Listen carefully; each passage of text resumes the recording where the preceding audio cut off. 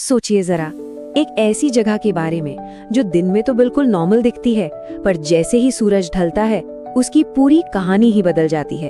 एक ऐसी जगह जहां शाम होते ही कोई नहीं रुकता। तो चलिए आज हम इसी रहस्य की तह तक चलते हैं और पता लगाते हैं कि इस द्वीप के पीछे की असली कहानी आखिर है क्या।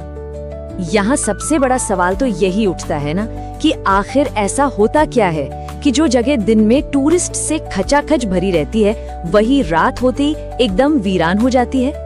तो इस रहस्यमयी जगह का नाम है मडकू द्वीप। जी हाँ, जैसा कि यहाँ दिख रहा है, ये भारत के छत्तीसगढ़ राज्य में है और इसकी कहानी जितनी दिलचस्प है ना, उतनी ही पुरानी भी। देखिए, किसी भी रहस्य को सुलझाने के लिए सबसे पहले उसके अतीत को समझना पड़ता है ना? तो आइए जरा मडकू द्वीप के इतिहास पर एक नजर डालते हैं।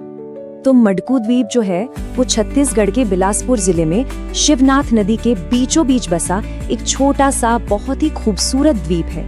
मतलब दूर से देखने पर तो ये किसी भी दूसरे शांत और सुंदर टूरिस्ट स्पॉट जैसा ही लगता है, लेकिन इसका इतिहास वो जरा हटके है। आर्कियोलॉजिकल सर्वे हमें बताते हैं कि ये जगह आज से लगभग 1000 साल पहले, सोचिए 10वीं 11वीं शताब्दी में धर्म और शिक्षा का एक बहुत बड़ा सेंटर हुआ करती थी और आज ये एक इम्पोर्टेंट आर्कियोलॉजिकल साइट है। और इसका नाम वो भी कम मजेदार नहीं है। मडकू शब्द जो है वो संस्कृत के मंडूक से आया है, जिसका मतलब होता है मेंढक। और हाँ, यहाँ की लोकल कहानियों के हिसाब से कभी यहाँ कुछ ऋषियों को श्राप मिला था और फिर इसी द्वीप पर तपस्या करने के बाद उन्हें मुक्ति भी मिली थी। अच्छा, इतिहास तो ठीक है, अपनी जगह है, लेकिन वो कौन सी बातें हैं जो लोगों को रात में यहाँ रुकने से डराती हैं? चलिए अब जरा ये सुनते हैं कि वहाँ के लोकल लोग क्या कहते हैं। वहाँ के गांव वालों का तो सीधा सीधा ये कहना है कि शाम ढलने के बाद इस द्वीप से अजीब अजीब सी आवाजें आती हैं और तो और कभी कभी कोई रहस्यमयी रोशनी भी दिखाई देती है।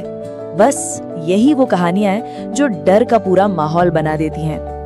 तो सवाल ये है कि क्या इन दावों में कोई सच्चाई है या ये सब सिर्फ एक वहम है?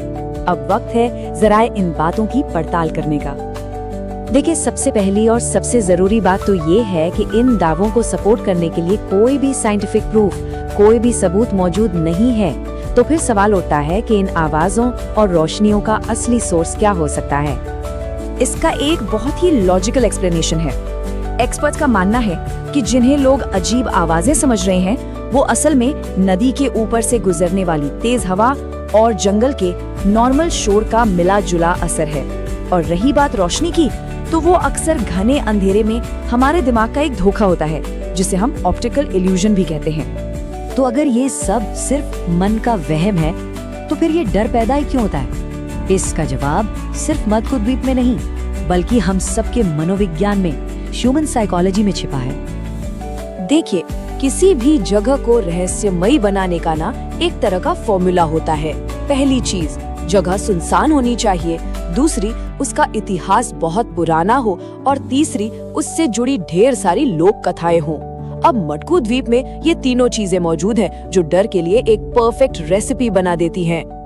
तो असल बात ये है कि मडकू द्वीप कोई भूत प्रेत वाली जगह नहीं, बल्कि हमारी एक ऐतिहासिक धरोहर है। ये तो हमारी आदत है कि हम किसी चीज को समझने की कोशिश करने से पहले ही उस पर डर का चश्मा चढ़ा लेते हैं। हमेशा याद रखिए, हर रहस्य का जवाब डर नहीं होता। कभी कभी जवाब सिर्फ इतिहास होता है, बस उसे खोजने और समझने